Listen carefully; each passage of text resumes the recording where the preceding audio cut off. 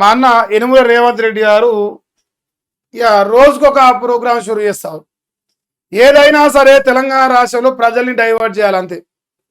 వాస్తవ విషయాలపైన చర్చ జరగకుండా అవాస్తవమైన విషయాల మీద చర్చ జరిగేటట్టు ప్రయత్నం జరుగుతూ ఉంది. అందులో భాగంగా ఈరోజు ఏం చేస్తారంటే, నిన్నమన్నదాకా ఏమేమి స్కామ్ వచ్చినాయా, ప్రధానంగా కాళేశ్వరం, ఫార్ములా ఈ రేసు, గొర్రెల స్కామ్, ఇంతవరకే వార్తలు చూసినాం. ఇలా మళ్ళీ కొత్త స్కామ్ గురించి రేవంత్ అన్న షురూ చేసి విచారణ ఏది కూడా ముందర పడదు. విచారణ జరుగుతూ ఉంటుంది కానీ విచారణ ముందర పడదు. ఎవరిని అరెస్ట్ చేయరు, ఎవరిని ఏం పీకరు. కానీ ప్రజల్ని డైవర్ట్ చేస్తూ తన ప్రభుత్వం పైన వస్తున్న వ్యతిరేకతను, తన పాలన పైన ప్రజల లోపల వ్యతిరేకతను ప్రజలందరికీ తెలియకుండా కాపాడే ప్రయత్నం జరుగుతుంది. అందులో అదే ప్రధానంగా విచారణ వెనుక ఉన్న ఆంతర్యం అనమాట. విషయం ఏంటంటే, రేవంత్ రెడ్డి డైవర్షన్ డ్రామా అని చెప్పేసి ఆ టైటిల్ తీసుకున్నా. సో ఇలా ఈ వార్తను ఒక 2 పత్రికలలో చూపిస్తాను.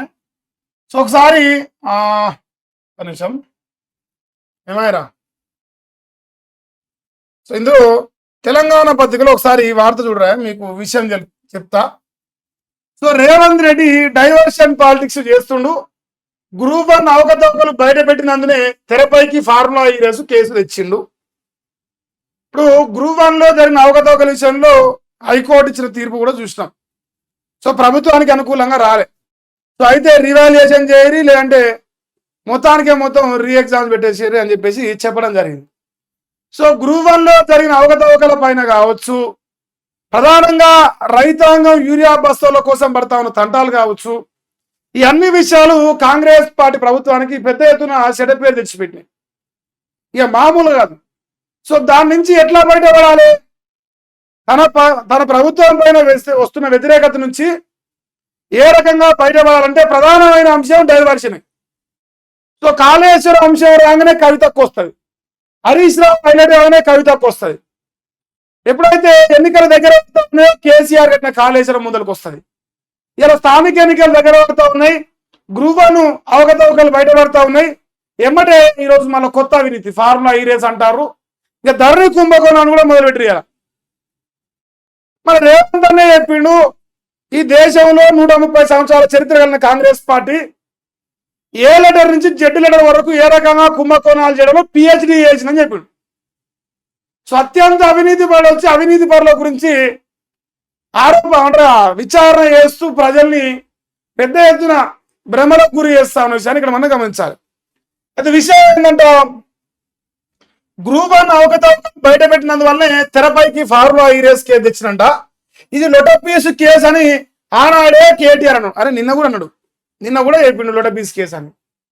ఇక అరాచక పాలన చేస్తున్న నిన్ను జైల్లో పెట్టాలి, రైతులు మహిళలు శాపనార్థాలు పెడుతురు. శాపనార్థాలు కాదు, కాంగ్రెస్ పార్టీ కూడా ఇట్లా చెప్పు తీసుకొని ఇట్లా కొట్టుకుంటారు, ప్రజలు కొట్టుకుంటారు. కాంగ్రెస్ ఓనికి ఓటేసి పాపం అయిపోయింది, ఇలాంటి దుర్మార్గులు ఓటేసేందుకు చెప్పు తీసుకోకుండా రైతులు చెప్పు తీసుకోనుకుంటారు. అది ఇక్కడ మనం గమనించాలి. తెలంగాణ రాష్ట్రంలో ఇలా జైల్లో పెట్టాల్సింది రేవంత్ రెడ్డిని, రేవంత్ రెడ్డి ప్రభుత్వంలో పనిచేస్తున్న ఎమ్మెల్యేలు, ఎంపీలు, మంత్రులు. ఎందుకంటే ఆయన 10,000 వీక్ ఇచ్చిండు, నేను 15,000 వీకిస్తా. ఆయన 1,00,000 వీక్ ఇచ్చిండు, నేను 2,00,000 వీకిస్తా. ఇటువంటి పత్తితో మారలని చెప్పి ప్రభుత్వంలోకి వచ్చి ప్రజలు ఇలా గాలికి వదిలేసిన ప్రభుత్వం కాబట్టి మరి రేవంత్ అన్న బరాబర్ జైల్లో పెట్టాలి. ఇక కేసీఆర్ ను తిట్టడం, కేసులు పెడతా అనడం, ఇక ఈ చిల్లర మాటలు బంద్ చేయి అంటుంది. చిల్లర మాటలు అంటే ఏంది? మీకు బరాబరే చిల్లర గానమే, మీ చిల్లర గానం ఏమి తప్పే ఉంది? మా అన్న అమరాబాద్ పులి నల్లమల్ల అడవులోకి వెళ్ళి తొక్కుంటూ వచ్చిండు. మీ చిల్లర పనులు చేస్తాం. మీ సక్కమైన వాళ్ళమైతే, మీ సంసారం అయితే సంసార పనులు చేయదు, మీ చిల్లర గానమే అయితే చూస్తారా? 21 నెలలకి వెళ్ళి మా పరిపాలన ఎంత చక్కగా ఉందో. జగదీష్ అన్న ఏమన్నంటే, మా అన్న నేను చిల్లర అంటాడు. అంటే మా అన్న ఒక్కడే, నాకు సంబంధం లేదు, నేను చాలా మంచి. ఎందుకంటే మా అన్న వేసిన లంగా పనులు మొత్తం నేను చెప్తా, అవునా కాదా? ఇప్పుడు ఈ ఫార్ములా కేసు తర్వాత ఇంకో కొత్త కేసు వచ్చింది. కొత్త కేసు మళ్ళీ షురూ చేసారు. ఇది కూడా చూడండి, అంటే సక్కమైన ఆయన భూమండలంలో ఇంత మంచి సక్కమైన ఆయన దొరకడు. వివేక్ వెంకటస్వామి, ఆయన పేర్లోనే ఉంటుంది సక్కమైన నా పేరు అని, పక్కన ఇంటి పేరు పెట్టుకోవాలి, సక్కమైన వివేక్ వెంకటస్వామి అని. సో మనోడు రాసింది చూసుకోరా, ధరణిలో భూముల వివరాలు మార్చింది నిజమే, మా అయ్య పేరు చెప్పుకుంది బతికింది నిజమే, మా నాయన పేరు నాశనం చేసుకుంది నిజమే అని చెప్పేసి చెప్తాము. ఇక గత సర్కారు పెద్దలు సిఎస్ నుంచి వచ్చిన ఆదేశాల మేరకే మార్పులు. అంటే ఇక్కడ కేసీఆర్ గత సర్కారు పెద్ద కేసీఆర్ గతంలో ఉన్న సిఎస్ గారి ఇచ్చిన ఆదేశాల మేరకే ధరణి భూ వివరాలు మార్చింది నిజమే, కేసీఆర్ చేపించిండు సేవనడు మేము చేసినామంటారు. ఏమి రేవంతం ఇంకేమైనా ఉన్నాయా చెప్పడానికి? చెమ్మ చెక్క చెమలేసి మొగ్గ పాటలు ఆడుకుంటామే రోజు. కేసీఆర్ లంగా, కేసీఆర్ దొంగ, కేసీఆర్ లంగా, మా అన్న మంచోడు, గాడిద గుడ్లు తీసుకొచ్చింది అంతే. ఏం పరిచినాం మనం గాడిద గుడ్లు ఇచ్చిన దద్దామలం అని లోకం అనుకుంటుందని భయం అవుతుందా?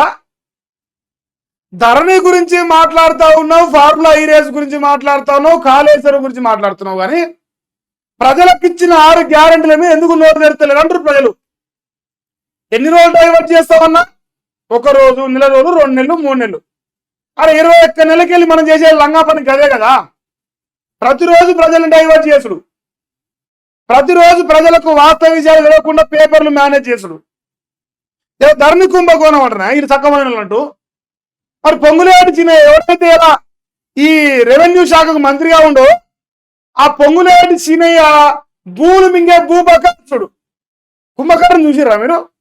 కుంభకర్ణ అమ్మ మొగుడు ఆయన భూములు మింగుట్ల కసం ఉంటానే చక్కమైన పడుకు వచ్చి రెవెన్యూ శాఖ అప్పచెప్పి ఎట్టుంది తెలుసా? అతిపెద్ద దొంగ అలీబాబా దొంగల మటలు అతిపెద్ద దొంగ మన పొంగులేటి సీనన్న. అసలు చేతుల రెవెన్యూ శాఖ వచ్చి మీరు పత్తిత్తు లెక్క ఈ వార్తలు రాస్తే నాకు ఎక్కడెక్కనో ఏమేమో అవుతాను. ఇక మళ్ళీ ఏమైందని నన్ను అడగకురి. జరా చెప్పే ముందు ప్రజలు నమ్మేటట్టునే చెప్పాలి. పట్టపల్లి గుంటూరు 90 ఎకరాలు, 90 ఎకరాలు గోపానపల్లె, ఇటు పోతున్నాను 2000 కోట్ల ఆస్తి కాజాగుడ్ల. వాళ్ళ అయ్యా జాగిరన్నట్టు గుంజుకుంటారు. కేసీఆర్ అన్నాడు అందుకే చేసినాం. మీరు సక్కమైన వాళ్ళా? మీరు అంతకంటే డబల్ మింగుతురు. కేసీఆర్ 1 నెంబర్ దొరికితే మీరు 10 నెంబర్ దొంగలకి అంతే. సింపుల్గా చెప్పాలంటే ఇంకా చూడరా, ఫోరెన్సిక్ ఆడిట్ కంటే ముందే అధికారులకు తేల్చి చెప్పిన టెర్రాసిస్. బీఆర్ఎస్ హయాంలో పోర్టల్ నిర్వహణ పదవులు చూసిన సంస్థ మార్చిన భూముల వివరాలు సర్కారుకు అందజేత ధరణికి ముందు పట్టా భూములు 1.30 కోట్ల ఎకరాలు అయితే ధరణి వచ్చాక పట్టా భూములు 1.55 కోట్ల ఎకరాలు, అంటే 25 లక్షల ఎకరాలు పెరిగిందంటారు అంతే. 25 lakhs అంతేనా? ఇక కొత్తగా పెరిగిన పట్టా భూములు 25 లక్షలు. ఈ భూములు తగ్గాయి. ప్రభుత్వ అటవీ దేవాదాయ వివాదాస్పద వక్ఫ్ భూములు మన సింపుల్ వేద్దామా 25 లక్షల ఎకరాలు కేసీఆర్ కు ఉన్నదా చెప్పు మరటాను. మరి తడిబట్ట ప్రమాణం చేయాలి దాడాడు యాదగిరి లక్ష్మీనరసింహ కాడికి వచ్చి, యాదగిరి లక్ష్మీనరసింహ కాడికి వచ్చి ప్రమాణం చేద్దాం 25 లక్షల ఎకరాలు కేసీఆర్ మింగినరామయ్య అని చెప్పేసి. అవకతవకలు జరిగినాయి బరాబర్ జరిగినాయి, నాకు కూడా తెలుసు. కానీ 25 లక్షల ఎకరాలు కేసీఆర్ మింగినానే సిగ్గుండాలరావు వారు చెప్తానికి. నీకు ఎమ్మ తిరిడి వాసాలకు వెళ్ళి సన్నాసు లెక్క వాడు టెర్రాసిస్ అట వాడు ఎప్పుడు వీడు రాసుడు. ఇప్పుడు తెలంగాణ రాష్ట్రంలో ఏం సాధిస్తారా మీరు? ఫైనల్ గా కేసీఆర్ బొచ్చు కూడా మీకు ఏమంటారు నా కొడుకు. ఇంకా సింపుల్ చెప్పాలండి, మాయాది బొచ్చు కూడా వీగలండి. ఇంకంతకంటే పెద్ద పదవి ఏం వాడాలి చెప్పు. అంటే బీఆర్ఎస్ పార్టీని మీరు కాళేశ్వరం కేసు చెప్పినా, ఫార్ములా ఈరే చెప్పినా, మంది పిల్లమోగల్లో ఫోన్ ట్యాపింగ్ చెప్పినా, లేదు ఇటు పోది ధరణి చెప్పినా, ఏం చెప్పినా మాయాది బొచ్చు కూడా మీకు వెళ్ళంటాండి. ఇంకంతకంటే ఎక్కువ ఏం చెప్పాలి మీకు? సో దయచేసి నేను ఏం చెప్తానంటే, తెలంగాణ రాష్ట్రంలో గత ప్రభుత్వం చేసిన వైఫల్యాలపైన విచారణ చెప్తున్న మాయన్న అందగాడు రేవంత్ అన్న ఒకటే ఒక చిన్న ప్రశ్న ఏంటంటే, నీ ప్రభుత్వం 21 నెలలకెళ్ళి కేసీఆర్ కంటే గొప్పగా, కేసీఆర్ కంటే పెద్ద ఎత్తున నువ్వేం బీకిచ్చినావు చెప్పు. అది చెప్పిన తర్వాత నువ్వు ఇంకా 100 చెప్పింటాం. పరిపాలన చేతగాక, ప్రజలకిచ్చిన వాగ్దానం నెరవేర్చడం చేతగాక, సన్నాసుల రాజ్యంలో సంసారి మరలెత్తే ప్రజలు నమ్మరు పెద్దగా. మన సకమైన వెనక మందికి నిధులు చెప్పాలి. అప్పనే సంసారి కాకుండా కోట్ల నిధులు చెప్తుంది. మీరు అందరికన్నా పెద్ద దొంగలు కదా. కేసీఆర్ కంటే పెద్ద ఎత్తున దోసుకు తింటారు కదా. ఇక్కడ హైదరాబాద్ నడిపోతున్న గ్రీన్ హార్ట్ లెక్క ఉన్న హెచ్సియు భూములు గుంజుకున్నా చూస్తూ దొంగలు మీరు కదా. కొన్ని దేవుడిని చెప్తానా, ఒకవేళ కేసీఆర్ విషయం వరకు వస్తే కోకాపేట నడి సెంటర్ లో నియోజకవర్గ 11-12 ఎకరాలు వాన అయ్యే చాలంటే గుంజుకుండు. 1 ఎకరం 120 కోట్లు ఇలా వాల్యుయేషన్. అది వీకు అవుతుంది వరకు మళ్ళీ మీరు మీ దగ్గర దమ్మే లేదా? ఎందుకయ్యా మాకు రాతలు? నేను ఏం చెప్తాను, మీ దగ్గర నేతి బీరకాయలో నెయ్యి లేదు, మీ దగ్గర చిత్తశుద్ధి లేదు. ఏం పీకలేరు, మనం కూడా పీకలేరు, గ్యారెంటీ ఇస్తా. లేదు మేము పీకుతామని చెప్తారా, పీకి చూపిరట్నన్న. ఆడ బాజాబ్తా గుంజుకున్న 12 ఎకరాలు గుంజలేకపోతారు 21 నెలకి వెళ్ళి. గూట్లో ఉన్నాం వీకలు అనగానే ఏట్లో ఉన్నాం వీక్ తను పోయిందంట మనోజ్ అంట. ఆమె ఏం లేదా ఇది అంత లొటపీస్ కేసులు లొటపీస్ పంచాలి కేసీఆర్ అడిగా అటగా కడిగిన ముత్యం లెక్క వస్తారు. ఇంక అంతే, కడిగిన ముత్యం ఇల్లే అని వీకగలుగుతారు. ఇంకా బరాబరే ఎత్తానా బీఆర్ఎస్ కానీ బీజేపీ కానీ కాంగ్రెస్ కానీ నాయకులందరూ ప్రజల ముందే తన్నుకుంటారు. అంతే, లోపల అంత దొంగల ముఠ అలీబాబా దొంగల ముఠ అందరూ ఒకటే, ప్రజల్ని పిచ్చోళ్ళని చేస్తారు. ఫైనల్ గా ఈ విచారణ ముందర కేసీఆర్ ని ఇగ్గలేరు. సింపుల్ చెప్తాను, ఒకవేళ ఇగ్గుతామంటే ఏమైనా ఇగ్గు చూపిరి మేము శబాష్ రేవంత్ అని ఇట్లా దండం పెడతాం.